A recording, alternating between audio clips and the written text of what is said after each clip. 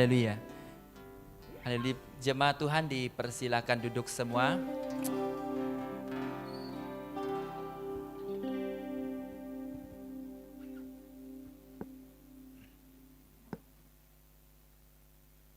Haleluya. Tuhan kita baik. Amin. Selamat pagi, salam sejahtera dalam kasih Tuhan kita Yesus Kristus. Kita bersyukur pada pagi ini Tuhan yang telah menjaga kita, memelihara kita masing-masing di tempat kita, sehingga pada pagi ini kita dapat mengambil masa untuk datang bersama-sama memuji Tuhan pada pagi ini. Ya, sebelum itu saya ingin mengucapkan selamat hari Gawai, Gayu Guru Gerai Nyamai. Ya, puji Tuhan. Saya yakin ada ramai yang mengambil masa bercuti dengan keluarga, balik ke kampung. Dan doa kita Tuhan memimpin mereka dan keberadaan mereka juga di kampung dapat membawa suasana yang baik, memberkati kampung dimanapun kita pulang masing-masing. Ya, puji Tuhan, sekali lagi selamat hari Gawai untuk seluruh jemaat Tuhan dan juga yang ada yang setelah pulang ke kampung. Sekarang kita terus masuk di dalam pemberitaan firman Tuhan pada pagi ini. Kita akan sambung siri khotbah kita di dalam Keluaran. Keluaran pasal yang ke-16. Ayat yang pertama sampai yang ke-36. Pembacaan agak panjang, namun kita perlahan-lahan membacanya supaya kita juga tahu cerita yang begitu menarik sekali daripada karya Tuhan dalam kehidupan bangsa Israel ketika berada di padang gurun. Keluaran 16 ayat 1 sampai yang ke-36, kita melihat Alkitab masing-masing. Saya membaca untuk kita. Setelah mereka berangkat dari Elim, tibalah segenap jemaat Israel di padang gurun Sin yang terletak di antara Elim dan gunung Sinai. Pada hari yang kelima, belas bulan yang kedua, sejak mereka keluar dari tanah Mesir. Di padang gurun itu bersungut-sungutlah segenap jemaat Israel kepada Musa dan Harun. Ia berkata kepada mereka, kalau kami mati tadinya di tanah Mesir oleh tangan Tuhan ketika kami duduk menghadapi kuali berisi daging dan makan roti sampai kenyang. Sebab kamu membawa kami keluar ke padang gurun ini untuk membunuh seluruh jemaah ini dengan kelaparan. Lalu berfirmanlah Tuhan kepada Musa, sesungguhnya aku akan menurunkan dari langit hujan roti bagimu. Maka bangsa itu akan keluar dan memungut tiap-tiap hari sebanyak yang perlu untuk sehari. Supaya mereka kucoba apakah mereka hidup menurut hukumku atau tidak. Dan pada hari yang keenam, apabila mereka memasak yang dibawa mereka pulang, maka yang dibawa itu akan terdapat 2 kali lipat banyaknya dari apa yang dipungut mereka sehari-hari. Sesudah itu berkatalah Musa dan Harun kepada seluruh orang Israel, petang ini kamu akan mengetahui bahwa Tuhanlah yang telah membawa kamu keluar dari tanah Mesir. Dan besok pagi kamu melihat kemuliaan Tuhan, karena Ia telah mendengar sungut-sungutmu kepadanya. Sebab apalah kamu ini, maka kamu bersungut-sungut kepada kami. Lalu kata Musa, jika memang Tuhan yang memberi kamu makan daging pada waktu petang dan makan roti sampai kenyang pada waktu pagi, karena Tuhan telah mendengar sungut-sungutmu yang kamu sungut-sungutkan kepadanya. Apalah kami ini? Bukan kepada kami sungut-sungutmu itu, tetapi kepada Tuhan. Kata Musa kepada Harun, katakanlah kepada segenap jemaat Israel, marilah dekat ke hadapan Tuhan, sebab Ia telah mendengar sungut-sungutmu. Dan sedang Harun berbicara kepada segenap jemaat Israel, mereka memalingkan mukanya ke arah padang gurun. Maka tampaklah kemuliaan Tuhan dalam awan. Lalu berfirmanlah Tuhan kepada Musa, aku telah mendengar sungut-sungut orang Israel. Katakanlah kepada mereka, pada waktu senja kamu akan makan daging, dan pada waktu pagi kamu akan kenyang makan roti. Maka kamu akan mengetahui bahwa akulah Tuhan Allahmu. Pada waktu petang datanglah berduyun-duyun burung puyuh yang menutupi perkemahan itu. Dan pada waktu pagi terletaklah embun sekeliling perkemahan itu. Ketika embun itu telah menguap, tampaklah pada permukaan padang gurun sesuatu yang halus, sesuatu yang seperti sisik, lalu seperti embun beku di bumi. Ketika orang Israel melihatnya, berkatalah mereka seorang kepada yang lain, apakah ini? Sebab mereka tidak tahu apa itu. Tetapi Musa berkata kepada mereka, inilah roti yang diberikan Tuhan kepadamu menjadi makananmu. Saya rasa cukup sampai ayat 15, saya membaca untuk kita. Dan kamu boleh membaca seterusnya, ambil masa di rumah nanti. Nah, jemaat Tuhan yang saya kasihi dalam Yesus Kristus, seperti mana yang Pastor Raymond khotbahkan minggu lepas di dalam pasal yang ke-15, dia memberitahu bahwa perjalanan orang Israel ketika mereka di sini, dia bahagian yang kita ceritakan pada pagi ini di sini, di mana mereka berjalan sampai ke Gunung Sin, di antara Gunung Sinai dan Elim. So mereka berada di sini. Lebih kurang perjalanan mereka dari waktu pelepas pembebasan mereka ini ke sampai di sini lebih kurang dalam around 1 bulan begitu. Nah, apa yang saya mau kita pelajari pada pagi ini, saya mengangkat satu topik untuk kita sama-sama belajar, yaitu mengalami Tuhan. Boleh kita sebut ayat ini, tema ini sama-sama, 1, 2, 3, mengalami Tuhan. Saya percaya semua kita mau mengalami pertolongan Tuhan dalam hidup kita. Saya yakin percaya bahwa setiap pribadi kita mau mengalami pertolongan Tuhan di dalam apapun yang saudara hadapi saat ini. Sama ada itu pergumulan yang besar, kecil, pribadi. Kita mau alami sentuhan Tuhan. Karena apabila lawatan, sentuhan, alami Tuhan, maka sesuatu yang susah itu menjadi mudah. Sesuatu yang sukar bagi kita menjadi perkara yang senang. Kalau kita perhatikan saudaraku yang dikasihi Yesus, bahwa perjalanan orang Israel ini, mereka melewati perkara yang amat sukar. Namun kita perlu, nanti saya akan bawa kita lihat nanti, waktu mereka berjalan dari Goshen ataupun tanah Mesir, di area Mesir ini, Mesir, Egypt, dan waktu mereka dilepaskan, dibebaskan, berjalan sampai ke sini, banyak perkara-perkara yang mereka alami. Mereka mengalami pertolongan Tuhan, mereka mengalami penyertaan Tuhan yang ajaib, dan itulah sebabnya mereka boleh sampai di sini. Kalau bukan karena pertolongan Tuhan, kalau bukan karena mereka mengalami Tuhan, mereka tidak akan sampai di sini. Justru mereka tidak akan mungkin lepas daripada kuasa cengkeraman kuasa Mesir. Oleh yang demikian saudara, saya juga percaya bahwa ada di antara saudara-saudari, ibu bapak di sini pernah mengalami Tuhan, mengalami sentuhan Tuhan. Dan sebab itulah juga kita bertahan sampai hari ini, karena Tuhan menguatkan kita waktu kita mengalami banyak hal yang kita alami. Nah, yang pertama yang saya mau kita pelajari pada pagi ini ialah padang gurun.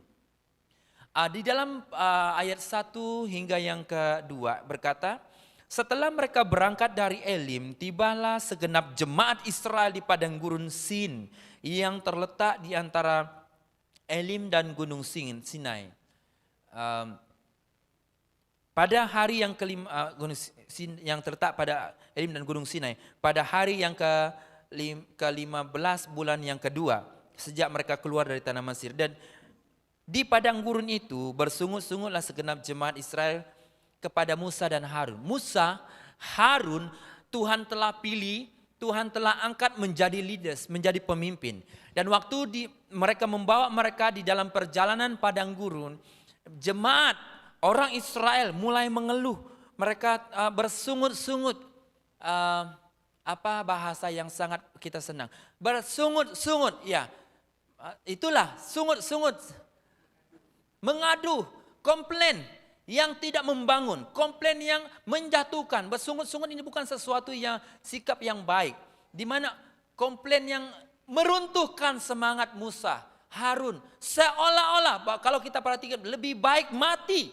Nah, ini adalah kata-kata yang diucapkan kepada mereka. Nah, seperti yang saya katakan tadi, kalau kita kembali kepada map tadi kan, kehidupan bangsa Israel di padang gurun itu lebih kurang 40 tahun. Nah, baru saja waktu mereka keluar dari Mesir sampai ke Gunung Sin, lebih kurang 1 bulan. Belum lagi lama. Dan waktu mereka sudah keluar, mereka sudah mulai bersungut-sungut.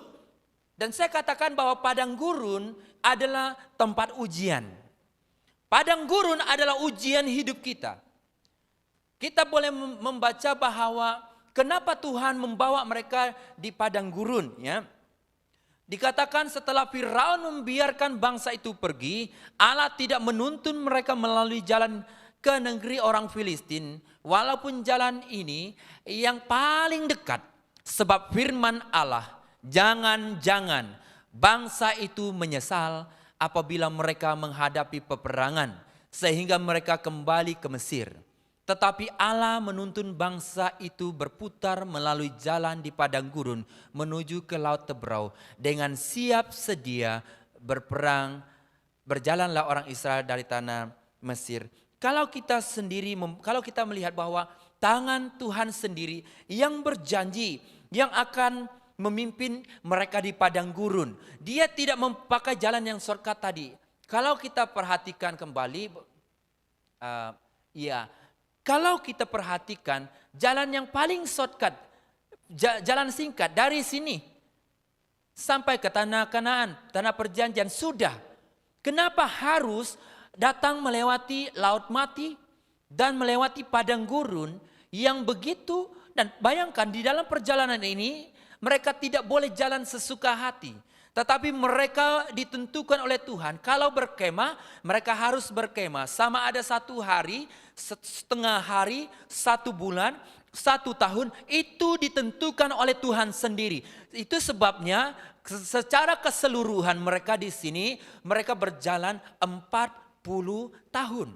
Dan di sini lebih kurang mau 3 tahun. Tetapi kenapa jalan yang sangat pendek ini lebih lama? Di sinilah hampir dan menyebabkan banyak orang Israel, orang tua tidak boleh masuk tanah perjanjian. Di mana 12 pengintai yang pergi ke sini. Itu cerita di sana. Nanti kita akan lihat lagi di siri khotbah itu. Tapi apa yang saya mau katakan di sini saudara yang saya kasih dalam Yesus Kristus. Apa itu padang gurun? Apa yang ada di padang gurun? Saudara, padang gurun itu adalah pasir saja. Tidak ada sumber makanan. Tidak ada air. Tidak ada KFC. Apa yang paling famous? Nadai McD. Hah? Tidak ada kolok mie, bro. Susah kalau tidak ada kolok mie. Pagi-pagi saya selalu makan kolok mie. Nah, saudara yang saya kasihi dalam Yesus, kalau begitu, kalau di padang gurun tidak ada apa-apa, nah kita bayangkan kita berada di posisi orang Israel. Dan waktu mereka keluar saja dari dari Mesir, mereka tidak tahu berapa lama di padang gurun. Mereka tidak diberitahu kepada Musa bahwa kamu berada di padang gurun 40 tahun. Nusi teanan, entah jaun, nadainya, mewah. Yang pasti keluar dan mereka keluar. Sama ada mereka perlu membekalkan makanan beras yang 2 kg atau 10 kg, tidak tahu.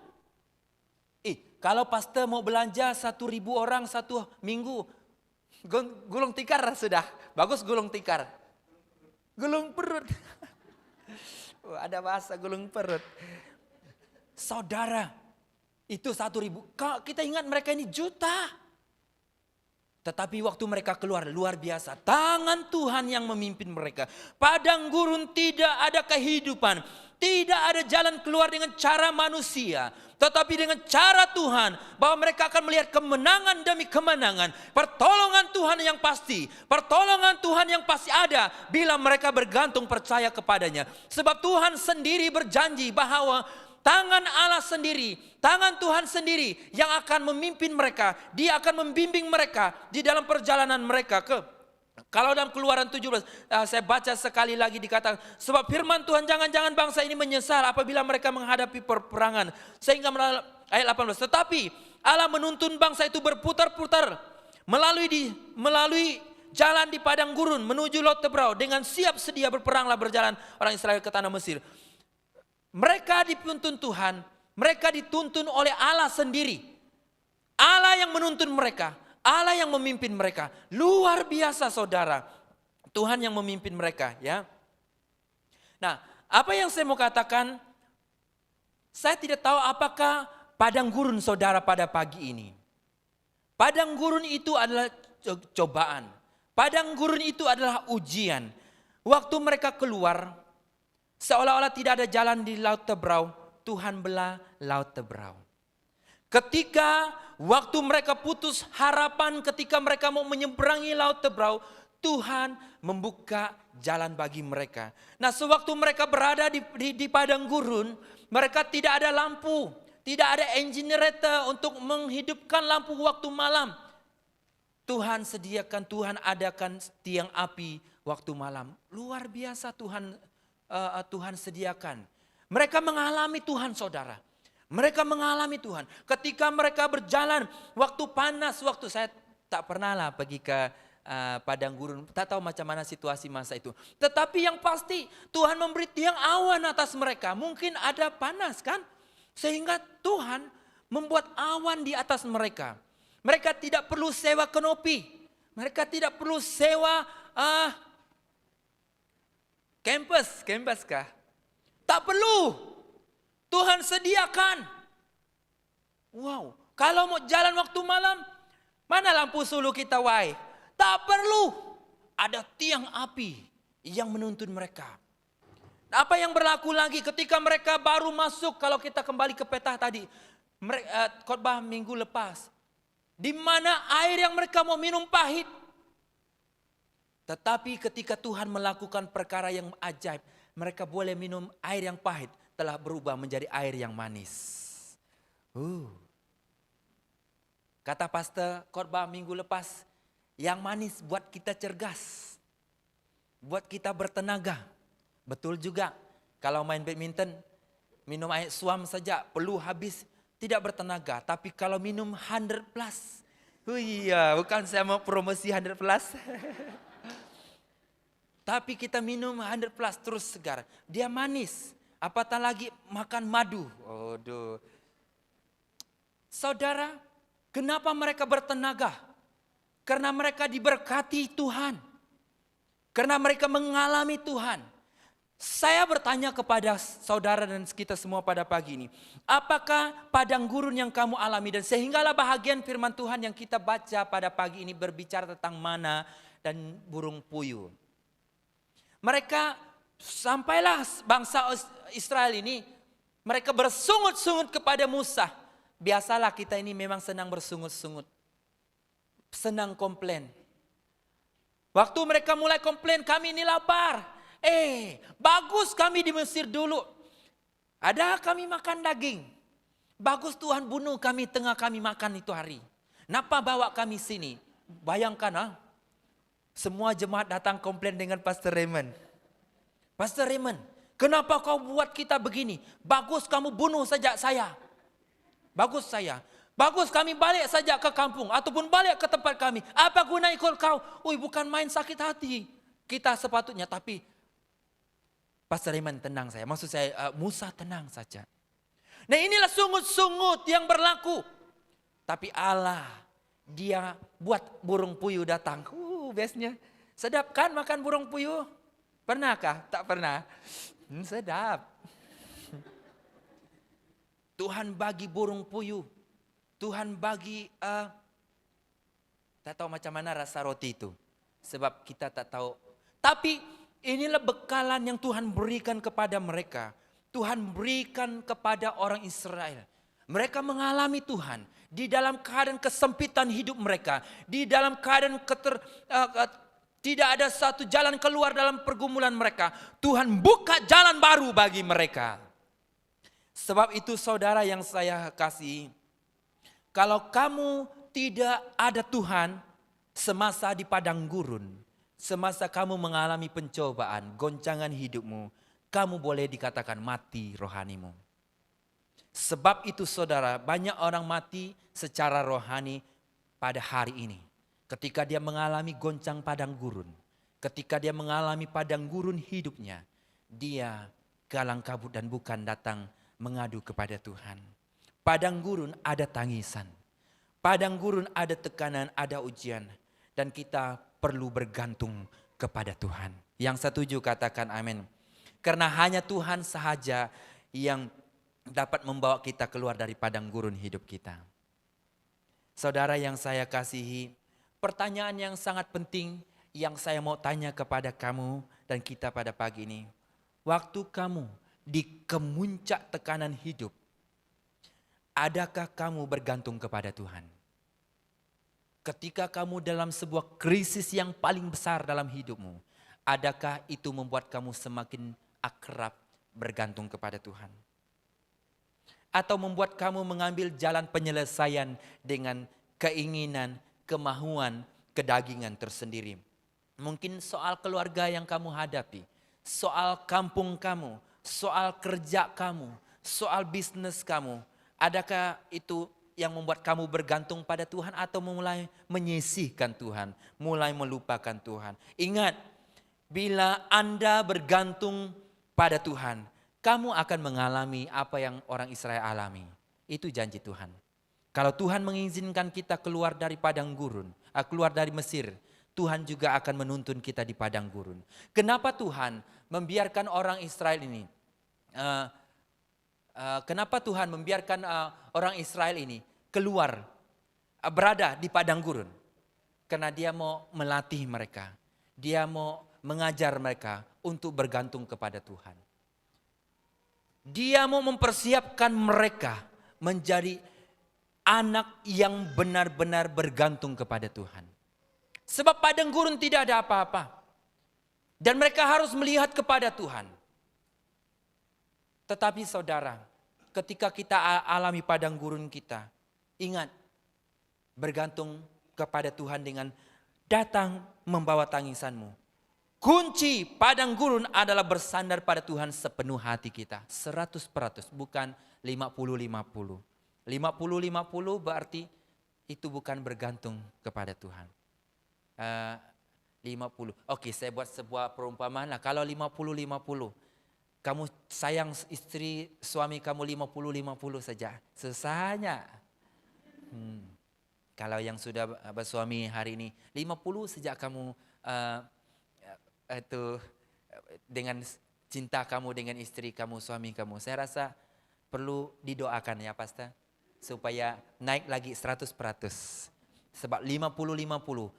Boleh-boleh dia bagi yang 52 luar itu untuk satu di luar sana. Ketawa Pastor. Sebab itu saya kata kalau sudah mulai rasa begitu, datanglah jumpa Pastor. Dia pasti memberkati kita. Nah saudara, apa yang saya mau katakan bahwa banyak peristiwa yang terjadi di beberapa yang saya tahulah pada sebelum pandemik, di mana ada seorang perempuan Cina yang kalau kita tahu dulu dia terjun di bangunan yang di sebelah airport sini dulu. Mungkin kamu tahu kenapa dia terjun. Dia mengalami padang gurun hidupnya. Tidak dapat bertahan dengan keadaan yang dialami. Dia terjun dari bangunan itu. Ada juga seorang pemuda yang dari Baram, waktu pulang daripada dinner, dia krisis dengan girlfriend dia. Dia balik ke rumah, baru balik dinner. Dia gantung diri dia. Kenapa saudara? Padang gurun yang dialami, dia tidak tahan.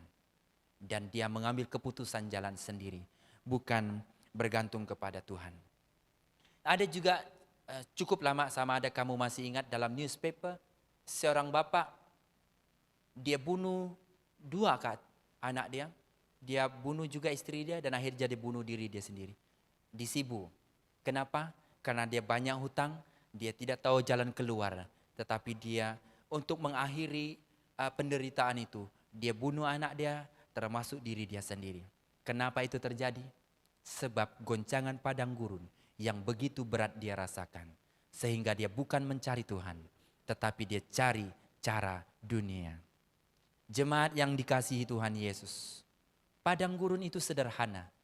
Boleh berupa perkara yang sangat berat juga. Sama ada dalam pribadi kamu, kerja kamu, pergumulan kamu, tekanan yang kamu alami. Soal kerja, keuangan kamu, bisnis kamu. Kamu sedang dalam sebuah krisis yang besar. Padang gurun itu Tuhan izinkan bukan untuk kamu mengambil jalan sendiri, tetapi untuk kamu mari datang kepada Tuhan. Amin saudara. Saya percaya setiap orang yang datang kepada Tuhan, mencari Tuhan dengan sungguh-sungguh, mereka pasti alami Tuhan. Tuhan pasti menolong mereka. Saya pernah pergi ke Kenosis satu ketika waktu mengadakan ke SPK, SMY dengan Pastor Reverend Ali. Saya sebagai peserta dan saya juga salah satu yang pergi mendoakan dan banyak kesaksian yang mereka sampaikan, kepahitan yang mereka sampaikan dan bagaimana mereka mengalami pertolongan Tuhan. Saya sangat kagum kerja Tuhan luar biasa. Di saat mereka sudah tidak ada harapan, manusia tidak menerima mereka. Tetapi ketika mereka datang pada Tuhan, ada jalan Tuhan menolong mereka. Saya sangat percaya bahwa pada pagi ini, padang gurun yang kamu alami, Tuhan juga sedia menolong saudara. Sama ada padang gurun kelaparan, padang gurun kesempitan untuk melangkah ke depan, padang gurun kekeringan, seolah-olah kamu mengalami kepahitan. Tuhan memberi yang manis, amin. Tidak ada sumber keuangan yang tidak ada. Tuhan akan membuka tingkap-tingkap surga bagi orang yang mencari Dia. Oleh yang demikian, mari kita lihat dalam bagian ini. Pada waktu petang datanglah berduyun-duyun burung. Ini berduyun-duyun macam puyuh yang menutupi perkemahan itu. Dan pada waktu pagi terletaklah embun sekeliling perkemahan itu. Ketika embun itu telah menguap, tampaklah pada permukaan padang gurun sesuatu yang halus, sesuatu yang seperti sisik, halus seperti embun beku di bumi. Ini ajaibnya Tuhan. Ketika mereka sudah lapar dan mereka sudah mengadu sikap yang tidak baik ini sebenarnya, mari kita belajar bahwa mereka mengadu ini Musa yang tolong bagus karena ada bapak rohani mereka yang baik. Bapak rohani Musa, Harun, mereka datang berseru-seru kepada Tuhan. Kalau kita melihat mereka ini juga berseru-seru kepada Tuhan. Berarti Harun, Musa, mereka juga tidak tinggal diam. Mereka juga ada masa berseru-seru. Berseru-seru berarti Tuhan bagi. Lupa. Tidak, berseru-seru berarti Tuhan tolong bagi. Contohlah, Tuhan berseru-seru berarti bukan 1-2 kali saudara. Sama juga dengan kehidupan kita, bukan hanya 1 kali kita berseru-seru. Tapi percayalah bahwa tepat pada waktu Tuhan, embun itu akan turun dalam hidupmu. Bahwa saat kamu datang kepada Tuhan, embun yang membawa berkat itu akan datang ke kemahmu. Apa yang kamu cari itu akan Tuhan berikan. Pasangan yang kamu idamkan itu bukan cakap itu yang saya mau. Kenapa Tuhan bawa yang ini? Bukan begitu. Tuhan tahu yang terbaik dalam masa depan kita. Yang setuju katakan amin. Ya. Yang terakhir di sini ada 2 hal yang saya mau bawa. Nah, Mesir. Kenapa saya sentuh Mesir? Sudah lalu ini sebenarnya. Nah, saya mau kita baca dalam bahagian ini. Dan berkata kepada mereka, kalau kami mati tadinya di tanah Mesir. Oleh tangan Tuhan ketika kami duduk menghadapi kuali berisi daging dan makanan roti sampai kenyang. Sebab kamu membawa kami keluar ke padang gurun ini untuk membunuh seluruh jemaah ini dengan kelaparan. Saudara, kalau kita pikir begini, oke, mereka sekarang berada di padang gurun, oke? Inilah contoh, ini padang gurun. Tubuh badan mereka berada di padang gurun, tetapi hati, pikiran mereka ini berada di Mesir, saudara. Paham? Mereka sudah di Tuhan bawa, mereka sudah alami Tuhan dalam hidup mereka. Jangan pikir bahwa kita sudah mengalami Tuhan, kita sudah tidak pikir hidup lama. Mereka ini sudah mengalami Tuhan satu persatu sampai Tuhan memurahkan hati, membuat bangsa Mesir murah hati. Mereka bagi banyak barang untuk mereka sebenarnya. Mereka bagi untuk mereka dan mereka bawalah pergi laut Teberau, Tuhan belah laut Teberau. Mereka alami Tuhan. Lepas itu mereka pergi, tak ada air. Air ini pun ada pun pahit. Tapi yang suka minum pahit mungkin tak tahulah. Tapi yang pasti Tuhan buat dia pahit. Tuhan ubah pahit menjadi manis. Senang hati, mereka langkah lagi. Tuhan bagi burung, Tuhan bagi mana?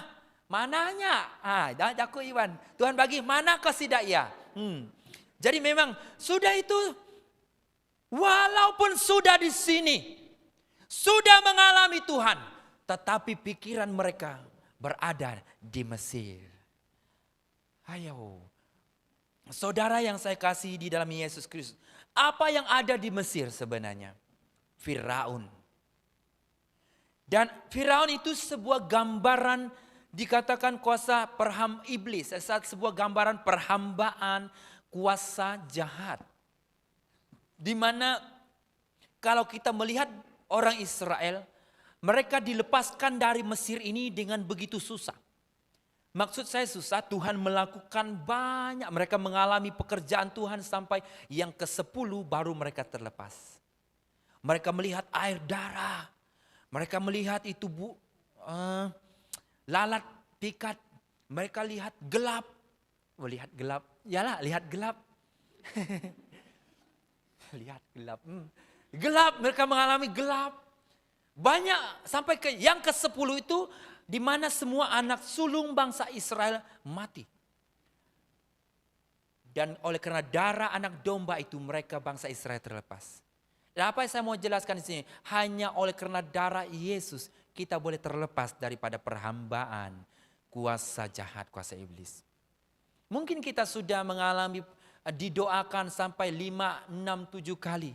Orang Israel yang ke-10 kali saudara, barulah mereka boleh keluar.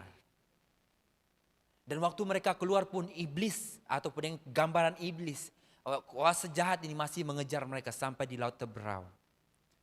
Ketika kita berada di Mesir hidup kita, pertanyaan yang penting pada pagi ini, apakah Mesir hidupmu? Apakah yang mengikat saudara sampai saat ini?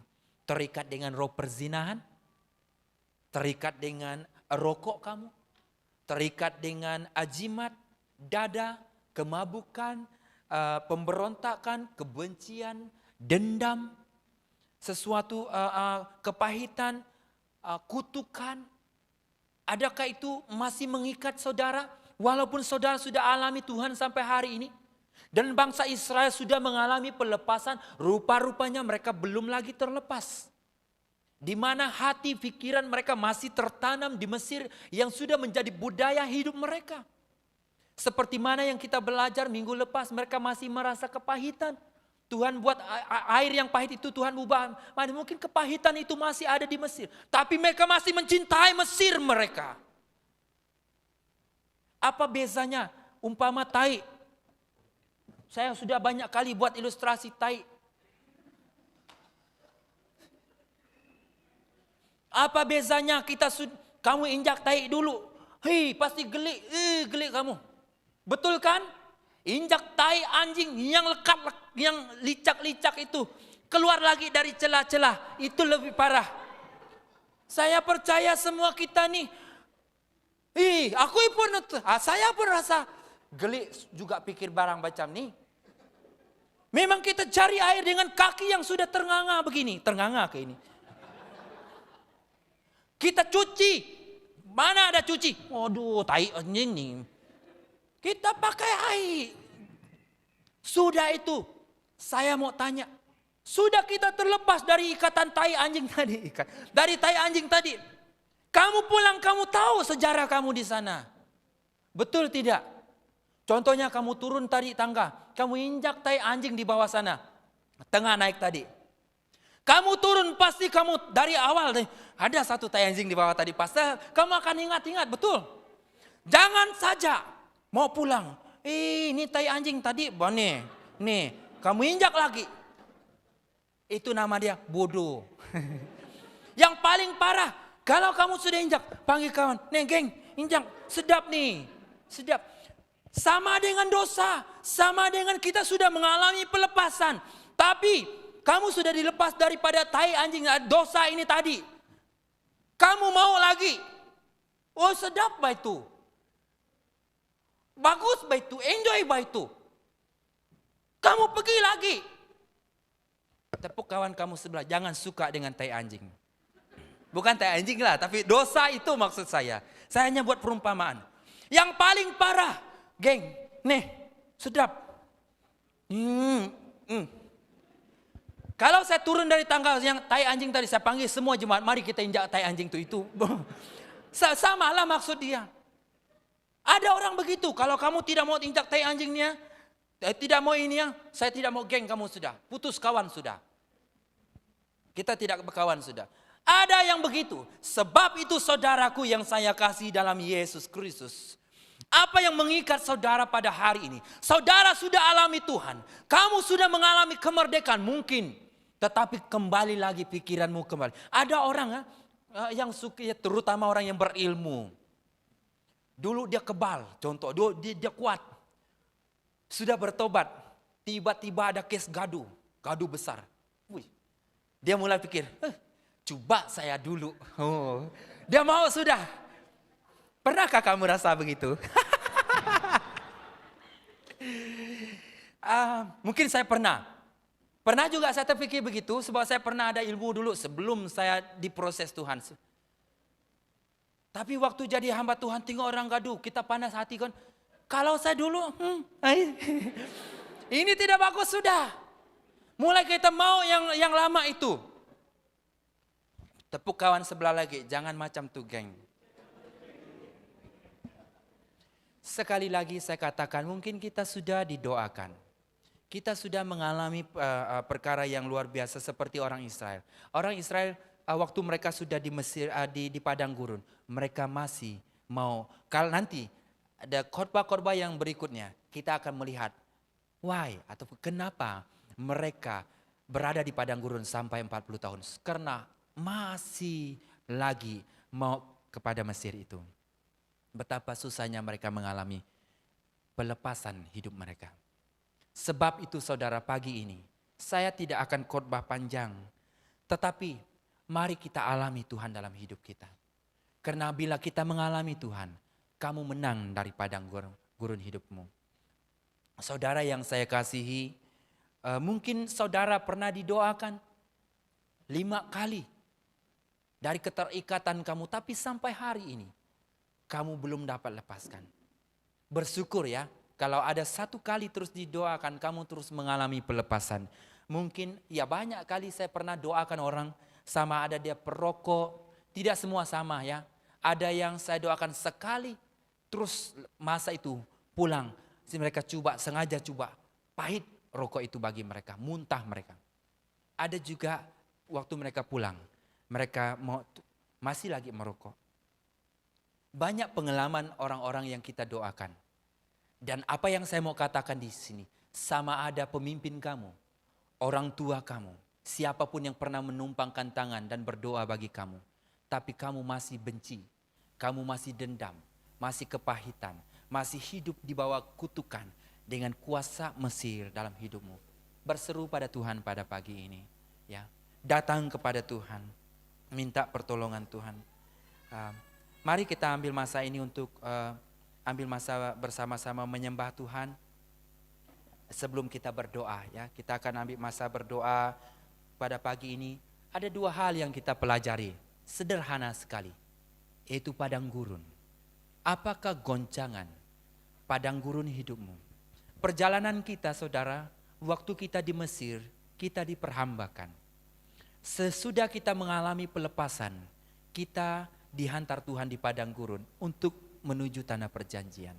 Saya tidak tahu di manakah posisi keberadaan masing-masing kita. Sama ada kamu di Mesir, di padang gurun, atau di tanah perjanjian. Tanah perjanjian itu pun ada bagian tertentu, ada pencobaan tertentu. Tetapi yang pasti ini sebuah perjalanan hidup sampai titik terakhir hidup kita. Mari saudara, kita berdiri bersama, kita menyembah Tuhan terlebih dahulu sebelum kita berdoa.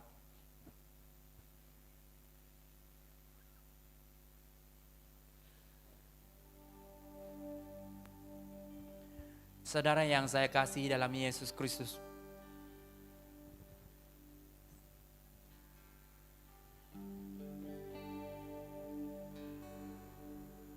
siapa yang merasa mungkin mengalami padang gurun hidupnya sampai saat ini, mungkin kamu sedang menghadapi sebuah ujian, sama ada itu tentang penyakit yang kamu alami. Padang gurun kita ada yang 1 bulan, ada yang 2 bulan, ada yang 1 tahun. Dan yang pasti kita tidak tahu berapa lama kita berada dalam padang gurun itu. Kalau Tuhan izinkan kamu berada dalam padang gurun sekian tahun, tetap pegang pada janji Tuhan bahwa tangan Tuhan sendiri yang akan menuntun engkau. Dan kalaulah kita dulu waktu kita mengalami padang gurun dan kembali ke Mesir hidup kita,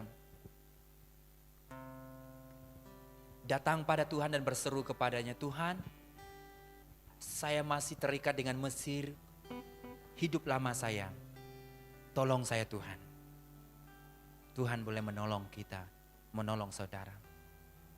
Kita sembah Tuhan. Ku cinta Kau, rahmat-Mu nyata bagiku.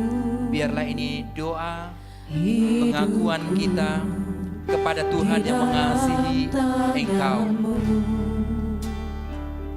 Sejak pagi ku terbangun sampai ku terbaring, ku nyanyi kebaikan-Mu Tuhan.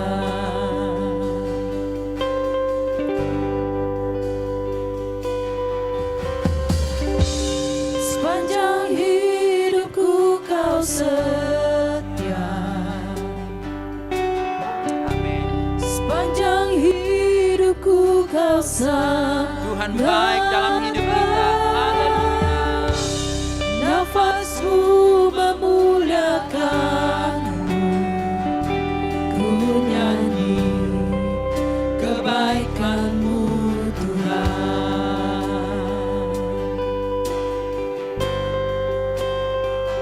Suara-Mu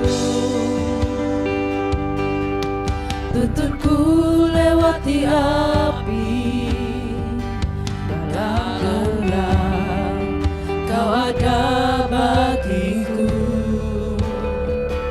Ku tahu sungguh Kau Bapa-Ku dan sahabatku.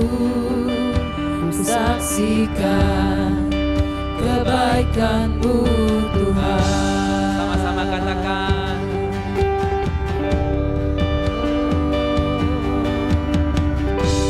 Sepanjang hidupku Kau setia, Amin. Amin. Tuhan setia sepanjang dalam hidupku Kau sangat baik. Nafasku memuliakan-Mu, ku nyanyi kebaikan-Mu Tuhan.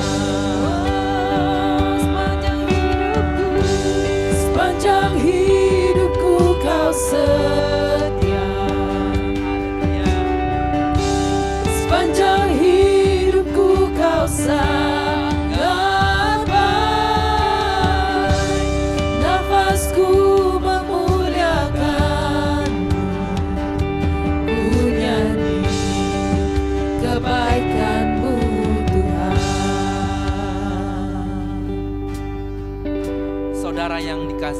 Tuhan Yesus, kita tunduk kepala dan pejamkan mata kita di hadapan Tuhan. Ada dua hal yang kita belajar pada pagi ini. Firman Tuhan yang sangat sederhana, yaitu padang gurun. Saudaraku yang dikasihi Tuhan, siapa yang dalam padang gurun hidupnya saat ini? Mungkin kamu sedang menghadapi sebuah ujian, sama ada itu berbentuk sakit, sama ada itu tentang ujian terhadap anakmu, suamimu, keluargamu, hubunganmu, keuanganmu, pekerjaan ataupun bisnismu. Ingatlah, itu sebuah ujian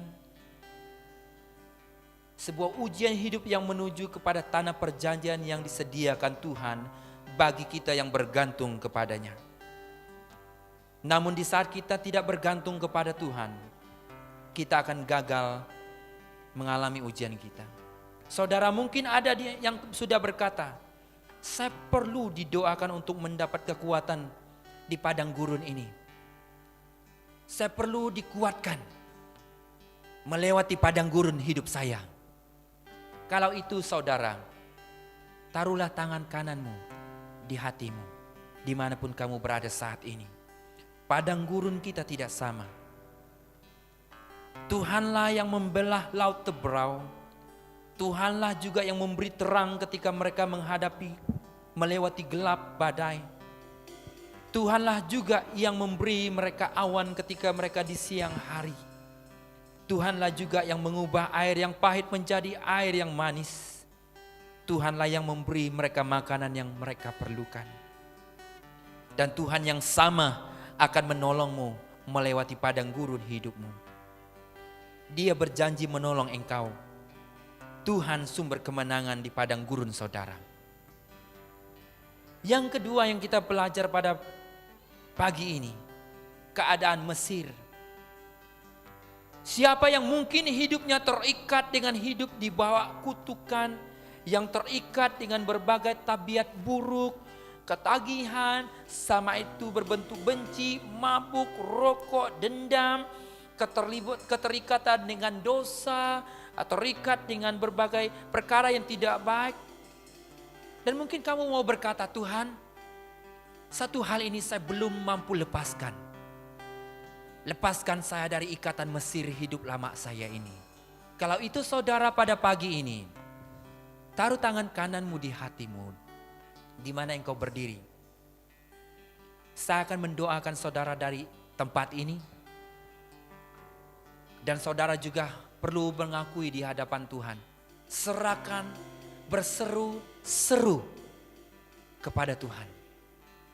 Haleluya Tuhan. Haleluya Bapa di sorga. Haleluya Yesus. Haleluya Yesus. Sementara kita pejamkan mata kita, sambil kita nyanyikan nyanyian ini, saya doakan kita dari depan saja. Tapi kalau ada di antara saudara yang sangat perlu, saya perlu dukungan, doa khusus, saya masih open untuk boleh datang ke depan. Tapi kalau saya berdiri di sini pastor, doakan saya, just stay, tetap berada di tempatmu. Tapi kalaulah kamu rasa saya perlu, dan boleh juga datang ke depan. Haleluya Tuhan, haleluya Bapa Sorgawi. Bapa Sorgawi, kami datang padamu saat pagi ini. Lihat setiap anak-anakmu Tuhan yang berada di tempat mereka. Engkau tahu Tuhan bahwa kami tidak mampu jalan sendiri. Tapi Engkau Tuhanlah kekuatan kami. Engkau Tuhanlah pembela kami. Kalau Engkau dapat membelah laut Tebrau, kalau Engkau dapat memberi makan ketika mereka tidak ada makanan, kalau Engkau Tuhan yang mengubah air yang pahit menjadi manis, kalau Engkau Tuhan yang membuat bangsa Mesir bermurah hati, dan kalau Engkau Tuhanlah yang telah memberi api, tiang api ketika mereka berjalan dalam gelap, awan di waktu siang hari, Engkau Tuhan yang sama pada pagi ini. berkuasa atas setiap kami yang berada di padang gurun hidupnya. Tuhan, kuatkan dan teguhkan. Kami berseru kepadamu, Engkau akan menopang dan menolong kami, sehingga padang gurun kami yang sangat sukar kami lewati akan kami alami pertolongan Tuhan. Dalam nama Yesus, kami juga berdoa Tuhan, setiap jemaat, setiap kami sama yang ada di sini di rumah, yang terikat dengan berbagai keterikatan, yang diikat oleh kuasa-kuasa kegelapan, kutukan kuasa iblis yang telah mengikat mereka bertahun-tahun, sama ada 20 tahun yang lalu, bertahun-tahun hidup mereka. Pada pagi ini Tuhan, kami berseru di dalam nama Tuhan Yesus, oleh darah Yesus, Engkau membebaskan kami. Orang Mesir Tuhan mengikat orang Israel dengan perhambaan yang begitu kuat.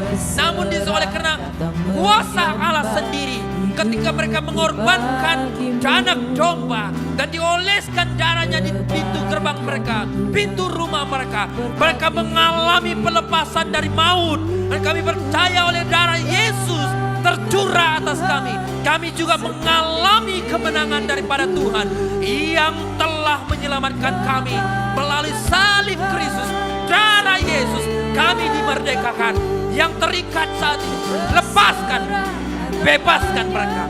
Kutuk maut yang berkuasa atas hidup mereka, in the name of Jesus, di dalam nama Yesus, lepas dan bebaskan mereka.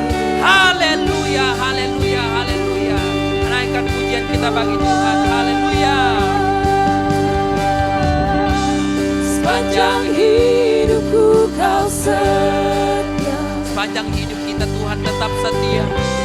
Sepanjang Haleluya. hidupku kau sangat baik. Nafasku memuliakan, ku nyanyi kebaikan-Mu.